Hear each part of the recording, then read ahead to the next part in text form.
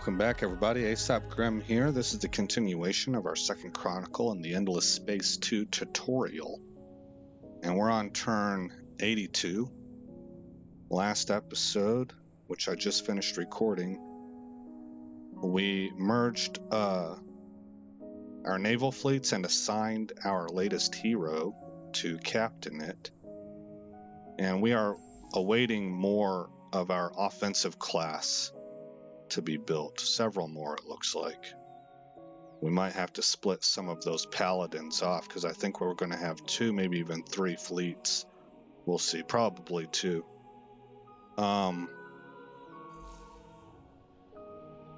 We are ready to advance to turn 83. Let's get the timer started. It already is. Okay. End turn.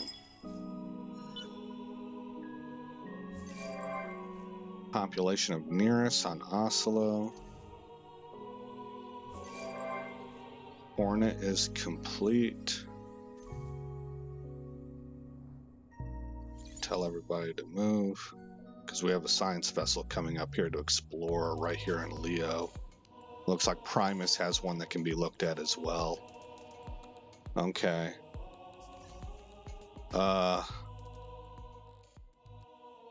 Everybody who can be building something is building something. 463 to 664 on the score there. End turn. And Galactic Commodities Exchange is done. Oh, it says that it suggests we go... Oh, no, we just completed that, is what it's saying. Okay, is it time for a return to the influence side? No. Both industry and influence are into the 3rd tier. Military and science are not, so let's get that going. Take a look at what we just picked. This is the machine bacteria. And the major thing I gain from this, I think, is the ability to colonize steps. I don't see myself using either of these modules much. We're not doing a whole lot of exploration. We're really just kind of building up our system and sort of trying to get in a position that we can defend against war. Alright, Calgaros on Primus. Magnetic field generators and tractable armaments. Heka has an empty queue. Let's get this up. Fertile and temperate. Is this a good system for that? We have temperate, but not fertile. Temperate, temperate. It's a pretty good system. It's not great, but it's pretty good. But we also could go sustainable farms. How's our food production here? It looks like we're making 61. So I think we're okay. What other options do we have? We can increase industry. We can increase dust. This would increase approval. Oh, defense. Defense would be pretty nice. Let's throw that up. Followed by public-private partnerships. And then maybe xenotourism. What's my approval like here? We're at plus 100%, so we don't need the galactic supermarkets. But interplanetary transport network might be good. And then I guess we'll throw up sustainable labs. Okay.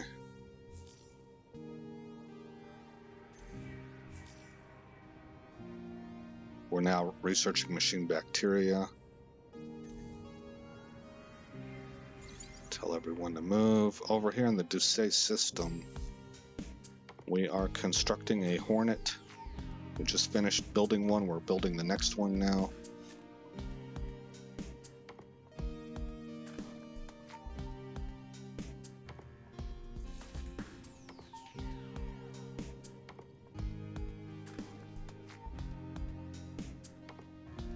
So I have to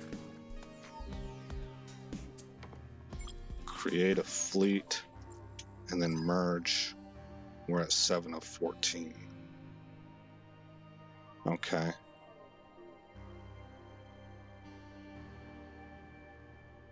What's our diplomacy looking like?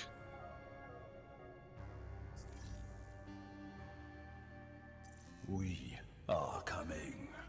Oh, look, we have reversed. We're starting to push on them now. Why is that? Pressure trend +2. What is it that we're doing? With the perfect negotiations technology researched, you're now able to cut deals involving all resources as well as technologies. In addition, you can also try to ratify peace and alliance treaties that will give access to attractive new diplomatic actions.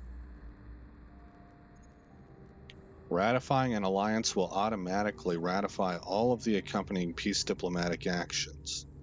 Once in an alliance, your future diplo choices with other empires will impact your allies and vice versa. Keep in mind that improved relations will always considerably increase the influence cost of going to war with the other party.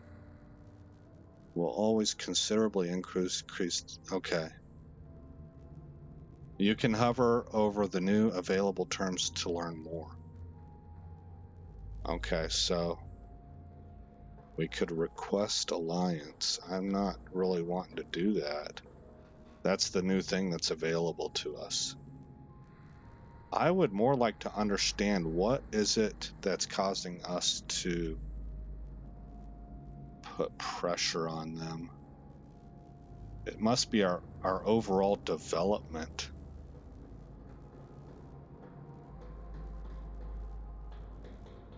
There's not a place to really break that down, it doesn't seem. Display treaties, resource deals, tech deals, display star system deals, contextual terms.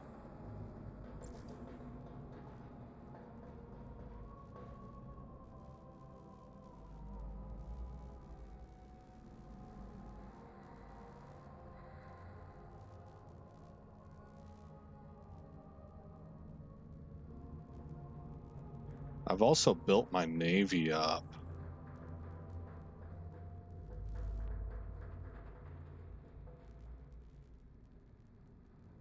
So that's probably contributing. Oh, wait a minute. What now?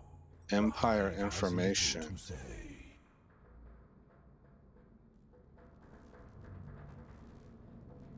These are their traits. Okay, this is just gives more information on them.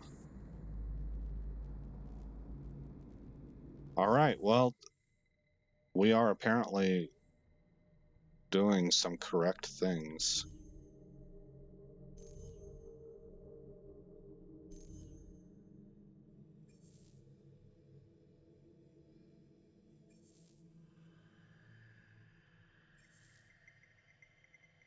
Yeah, we're pushing back against them. All right, let's get out of here. The right-click button. And end turn, move to turn 85. We've completed another technology in machine bacteria. We will now move into the third tier of science, I think. Look at this, vacuum protection.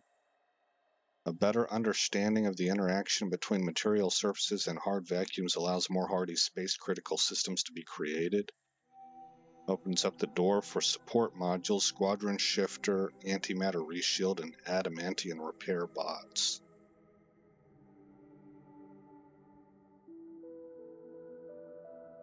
Autonomous materials, what does that do? Smart materials that can adapt to local conditions so that structures can retain their structural integrity. Useful for areas with a high incidence of earthquakes.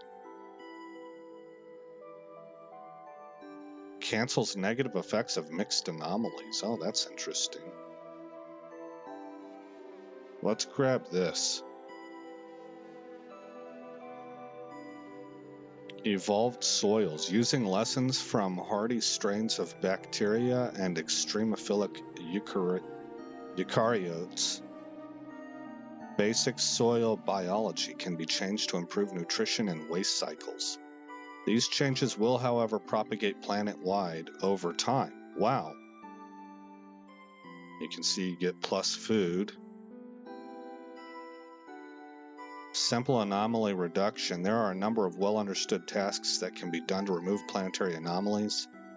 Filtering the atmosphere, removing poisons from soil, and stabilizing the magnetic field are all based on familiar, if expensive, processes. The effects cancels the negative effects of mixed anomalies, but it's expensive. Maybe I don't want to go with this right now. Hawking radiation dowser movement bonus. Without this precious system to control the intense radiations coming out of wormholes, traversing them would not be possible. Reveals and enables the use of wormholes. Holy smokes, that seems pretty strong. But, you know, judging from the Stellaris experience I've had, when you get this ability, you also are opening a portal from another, potentially where they can come to you. Well, not getting it doesn't prohibit that, though, either. But it does establish potential contact. Do I want to get into military first?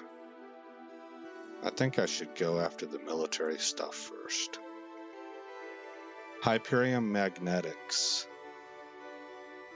Weapon modules for beams and lasers. Weapon modules for kinetic and missiles. Defense modules. Defense and support modules. Support modules.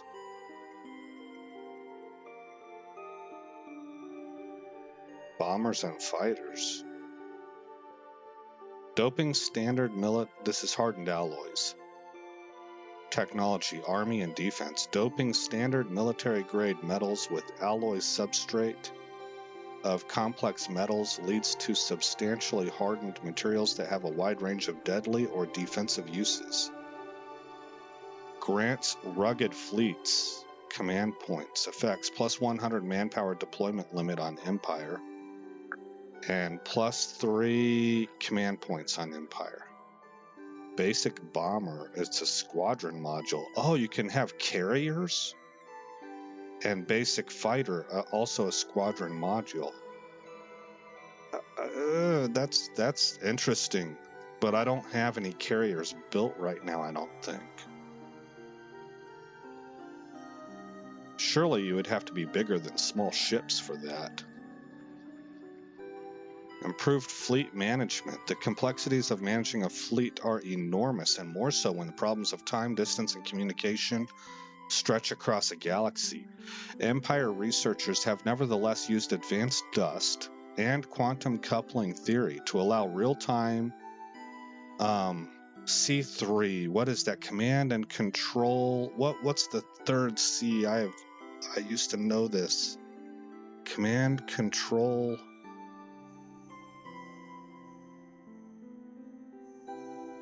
Gosh, was it C2 that I had learned?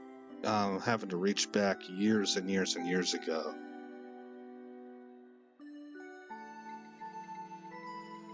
I guess communications, command control and communications, to allow real-time C3 command of fleets. Nervous commanders make decisions knowing that Zelavis may be listening. OpEx gear.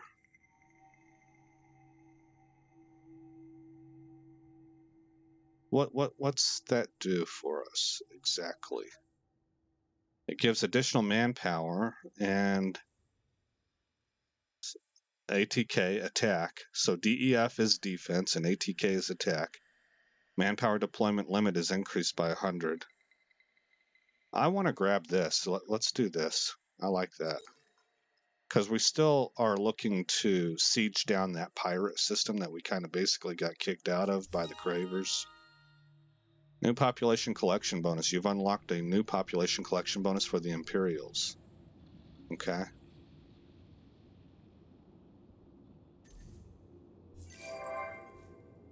And we gained Imperials on Oslo. We're researching improved fleet now. Improved fleet management.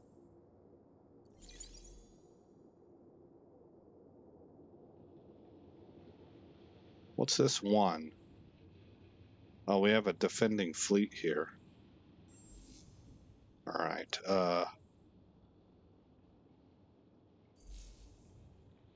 I want to zoom in. Okay, in one more turn, we should have another Hornet available. So we will push to turn 86. Diplomatic relation changed with the Yusho. They're amicable now. The minor faction will provide you with a good portion of their resources, and a special action will be available if you have the best relation with them. In addition, a quest to assimilate them will be available. New event, Trial by Fire, Part 1. A listening outpost on the far edge of your territory has picked up a garbled communication and sends an urgent message up the chain of command. Someone is leaking military secrets to a rival empire and could jeopardize upcoming offensive operations. The message and its origins are unclear, but a digital forensics team is able to pinpoint one clue, that the attached files contain metadata originating from the terminal of an artillery officer of one of your minor civilizations. The soldier's record is exceptional, but there have always been those who complained at allowing an outsider to rise so high in military command. Should we start the trial? Justice must move swiftly and without mercy. For his crimes, the artillery officer will be tried before the entire people. -5 approval on Empire systems, but +10 influence. And it increases the militarist political ideology. Oh, how's this? Yeah. You take the officer at his word and order a more thorough investigation into the leak.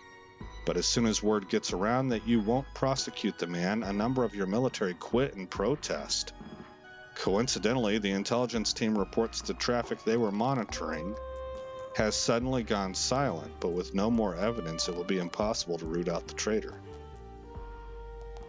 We would gain +5 influence on Empire systems and +5 approval, and -10 influence on Empire systems for 5 turns, and it increases the pacifist political ideology. Okay, well, no brainer. We don't want pacifists, we want militarists. So, and just also from a role-playing perspective and just general, take him at his word. No, you don't ever take anybody at their word. I don't care what their impeccable record is. You need two-person integrity. You have to investigate. That's what a trial is for. I mean, this could be a kangaroo court show trial, especially considering the kind of empire that we are. But anyway, this makes the most sense to me, and it supports a faction while opposing its opposite, which that I approve of for the kind of empire I'm trying to build. All right. Oslo has empty construction queues. Well, where are you at?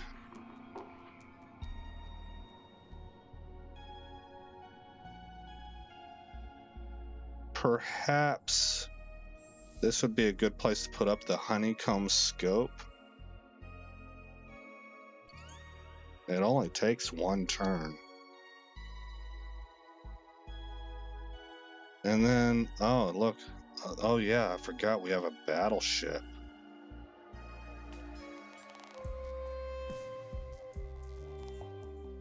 Expanded Minds Academy. There's a bunch of stuff we could go with.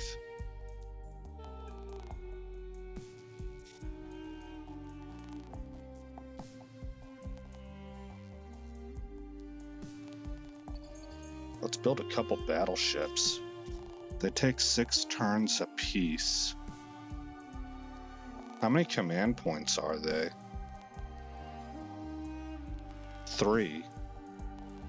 We may make 2 fleets, and each fleet will have 1 battleship. Alright, Oslo, get to work. Do us some good. We're trying to prep for war here.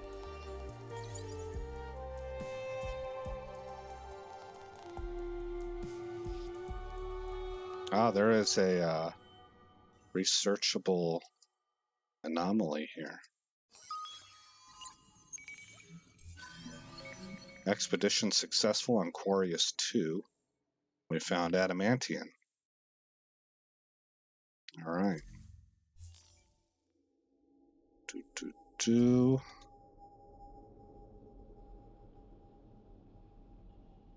And move to turn 87. Territorial waters. Did you notice that there is a zone of influence expanding around your systems? Yes, I did notice that. Essentially, it represents your territory, where other empires cannot attack or invade without declaring war first. Ah, the more a system has accumulated influence from the beginning of the game, the bigger the zone. Oh, so the empire could dominate in this capacity.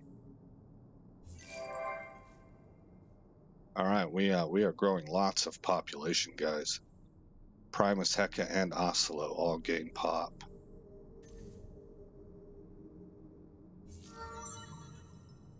And Lena can move into transformational leadership.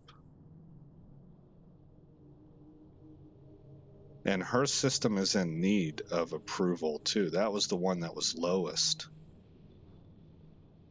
They were simply content. Alright, plus 10. That's good for us. Let's take a look. See how we're looking. Yeah, we're up to ecstatic now. Excellent. Excellent. Alright. We're colonizing in the Primus system. The Dinarche University is up. What a beautiful picture, huh?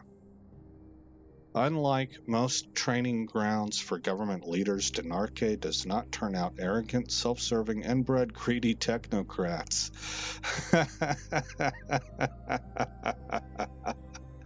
Yes. Instead, it graduates leaders who get things done as quickly, efficiently, and cheaply as possible. Respect for the government skyrockets. Plus 10 approval, plus 5 influence. What system is this in? Primus. Plus 2 Fitzy per planet, per pop on planets.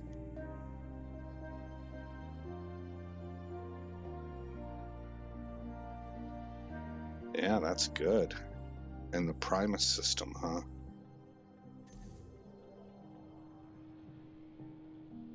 Well, that's what we needed. Because everybody else was, well, we're happy right here. We were either happy or ecstatic on everything else. They were the only ones that were at content. What are you doing?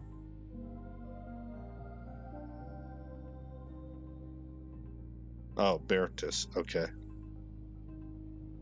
Oslo is ecstatic. This system is not incorporated yet. That's right, I wanted to look at my quests. Where do I go for that? Here.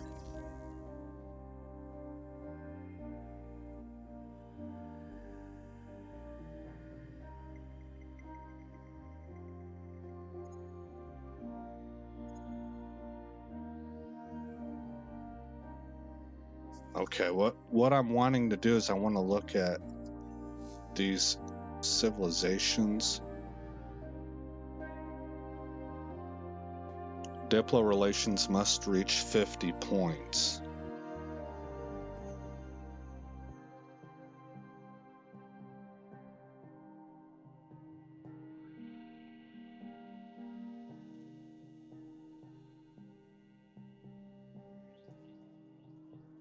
Is it saying that they're allied with the Leapers?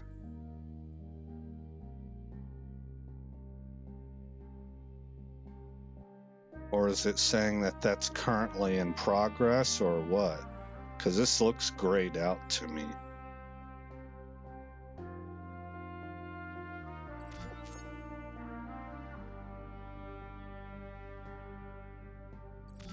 Let me throw a couple your way.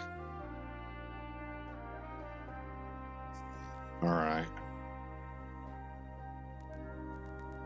Where else do we have non-assimilated peoples?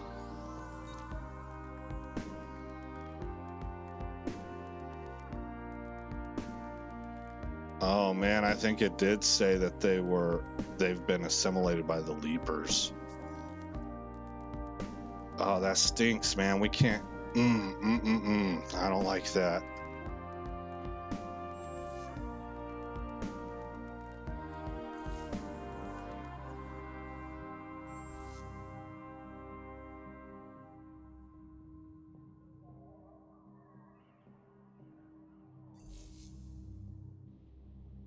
I think maybe this one is not assimilated yet. Oh wait, you know what? We can select this. Assimilate the minor civilization by providing assistance with a problem. The amoeba government have a problem. They are adamant that sleeper agents ensure protecting the amoeba's prototype craft. Okay, I don't think I've read this yet. They are adamant that sleeper agents of unknown origins, possibly Mavros or Pilgrim controlled, have infiltrated their highest R&D facilities and will shortly instigate strategic attacks on their most sophisticated spacecraft prototype. In a dimly lit hangar in the heart of a top-secret underwater facility, the amoeba representative shows you the craft. The only way we can ensure our technology is protected is by entrusting it to your care while we root out the spies. The craft is a beautiful blend of aesthetics and engineering. It would be a tragedy if it was destroyed, and the amoeba would be extremely grateful too. Protecting the amoeba's prototype craft shouldn't be too difficult. It might be best to merge it with a fleet, though. Ensure the amoeba's prototype ship survives in flight for at least 16 turns. Oh, okay. I want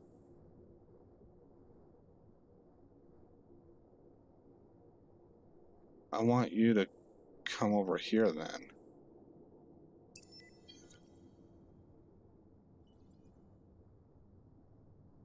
Wow, it can move quite the distance.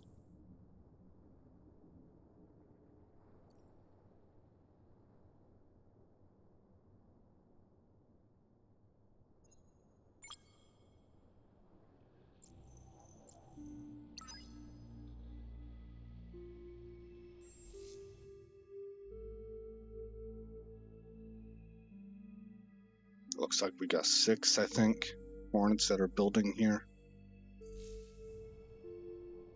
Alright, push to turn 88.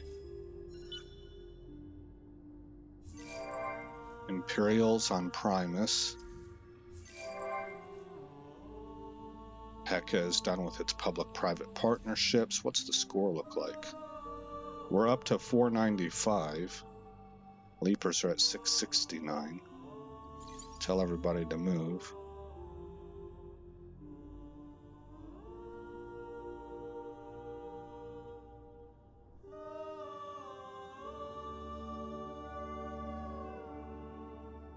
You need to continue on to here.